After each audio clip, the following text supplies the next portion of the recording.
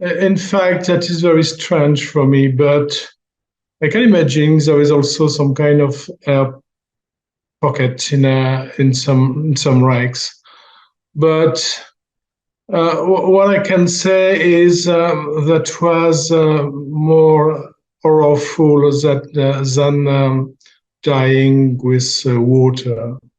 Uh, in fact, I suppose I've been staying quite a long time with this air pocket before dying, which is really one more time a kind of horror movie for everyone. What you must know is, in all cases, that would have been very, very, very difficult to help them in all cases, because because the boat was at 50 meters deep, and all the divers, remember, they had only 10, 12 minutes to stay on the bottom to be safe. So that is exactly the same problem of pressure with all the people inside the boat, even in some air pockets. I mean that nobody would have been able to help them and bring them to the surface, because they would have needed days of decompressing to be safe at the surface. And in those short time, I'm afraid no company would have been able to send quickly a bell to put them in the bell, a diving bell, I mean, to put them in the bell, and then to take them all the time of decompression. I'm afraid the air pocket might have been very small, and they've been dying, and expect they've been dying very, very quick.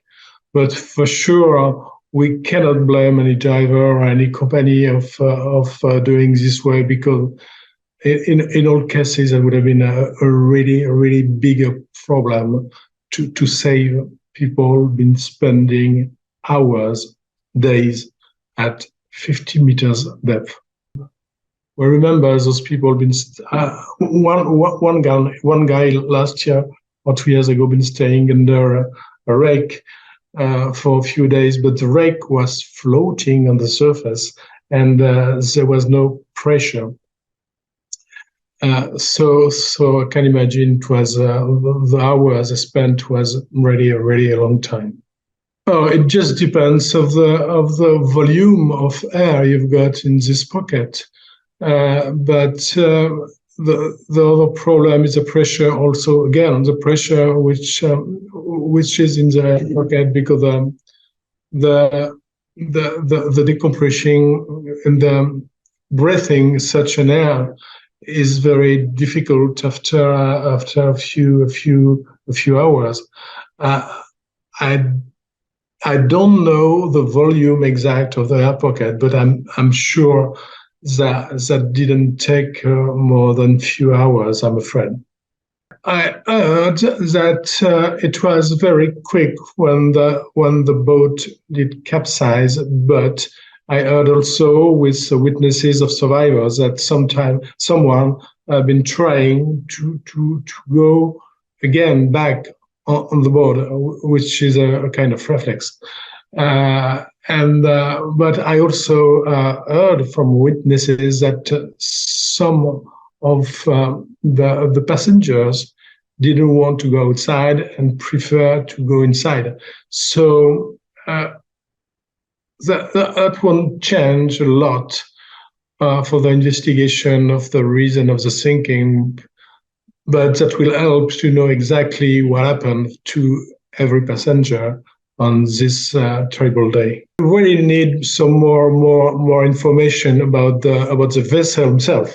We know a lot about the weather forecast, but not about the vessel, and that will happen only when the vessel will be salvaged, when everybody will be able to see the keel and to see the mast and to see if there is any problem, any windows, anything, because the witnesses says also that the crew says that all the door and all the window were shut before.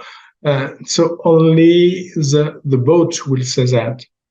And also there is some door inside the vessel, some door to go to the machine, to the engine room, and all those little points will be able to put some more information to get the truth at the far end of the investigation.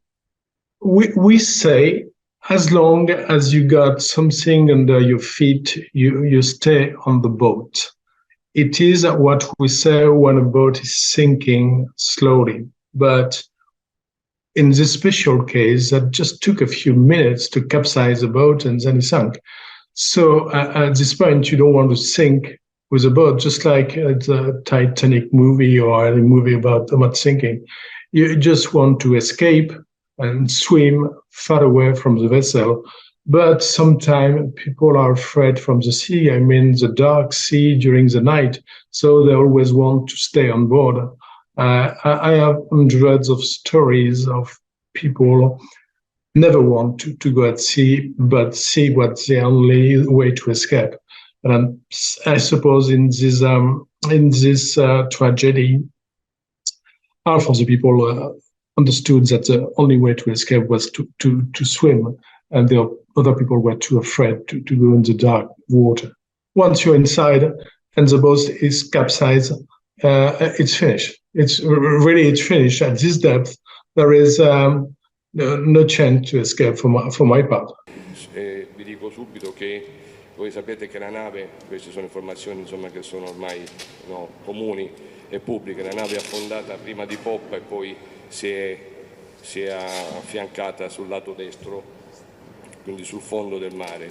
È chiaro quindi che i malcapitati si rifugiassero per cercare la salvezza nelle cabine in qualche modo sul lato sinistro, dove in qualche modo si sono formate le ultime bolle d'aria.